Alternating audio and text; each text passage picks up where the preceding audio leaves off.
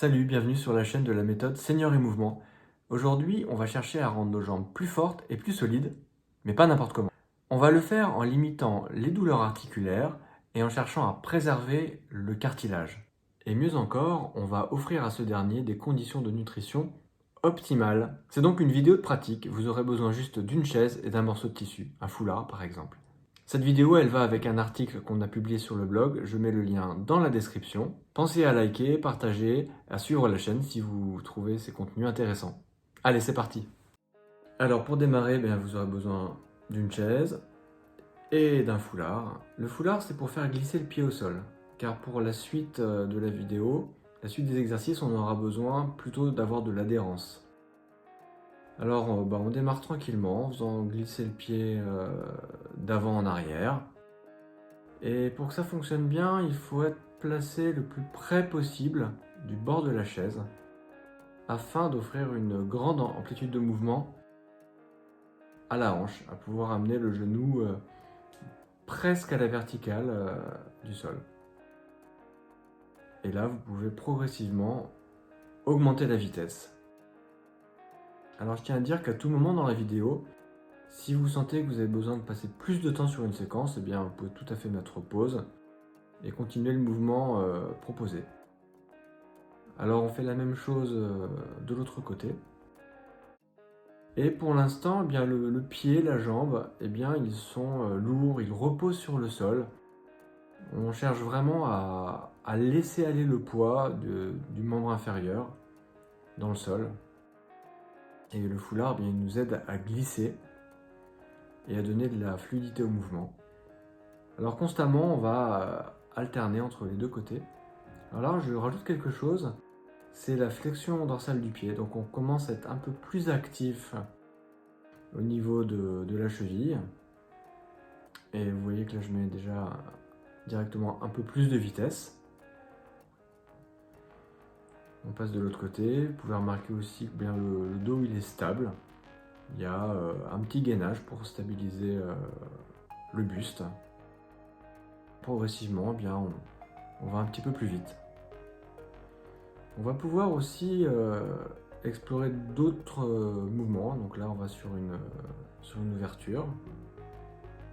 Il y aurait plein de choses à faire. Là, dans cette vidéo, on va vous faire juste 3 propositions différentes.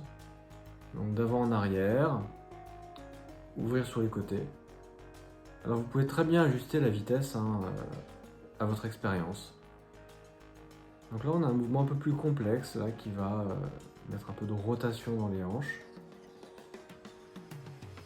Là, qui mobilise la hanche et le genou. Donc on va explorer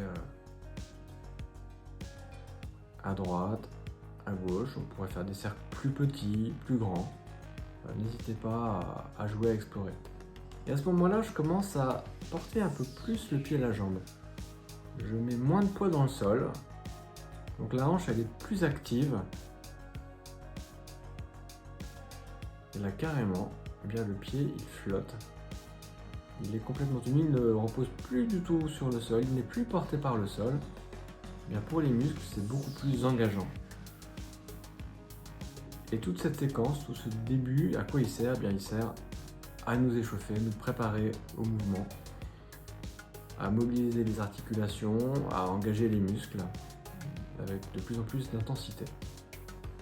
Alors,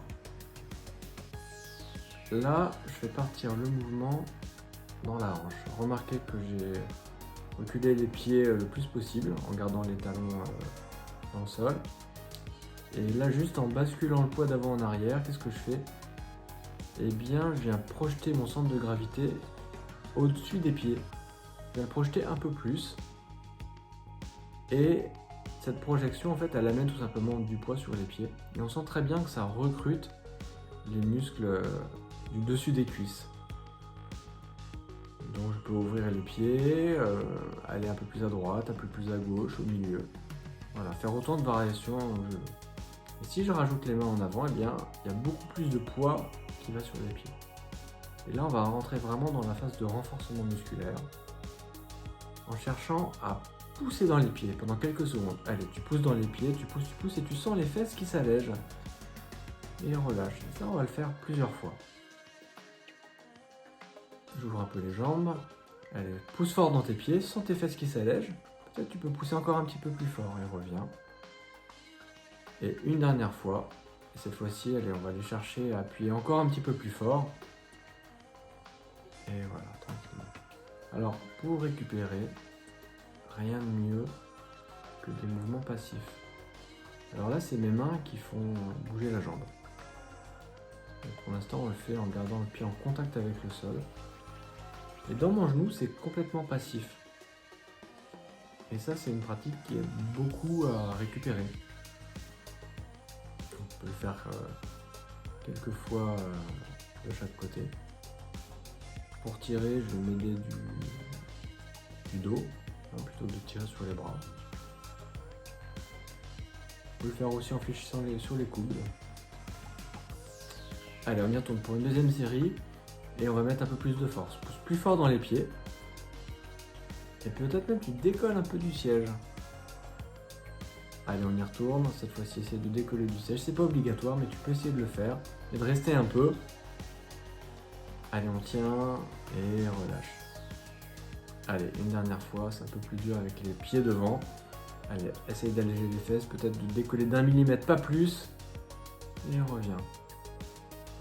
Et on va repartir sur du mouvement passif. Mais cette fois-ci, on amène le genou un peu contre le buste. Et ça va offrir du mouvement passif pour la hanche et ça, elle aime bien. Donc on en profite. Le cartilage, il aime bien aussi. On est dans des situations où il y a beaucoup moins de pression sur le cartilage. Alors vous pouvez noter que le travail de renforcement musculaire, on l'a fait en isométrie.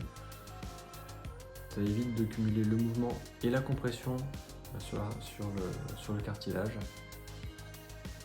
Et le fait d'alterner des moments de détente, de relâchement et des moments de compression, eh bien ça va avoir un effet de pompe sur le cartilage et donc mettre en circulation les liquides et donc la nutrition. Et on peut terminer avec des mouvements passifs d'ouverture-fermeture. Et encore une fois, ce sont les mains qui font le mouvement. Alors cette séquence, vous pourriez la faire plusieurs fois, peut-être la doubler ou la tripler si vous sentez que vous avez envie ou que vous avez la forme pour ça. Voilà, bien je vous dis à bientôt, j'espère que cette vidéo vous a plu, n'hésitez pas à commenter, à partager.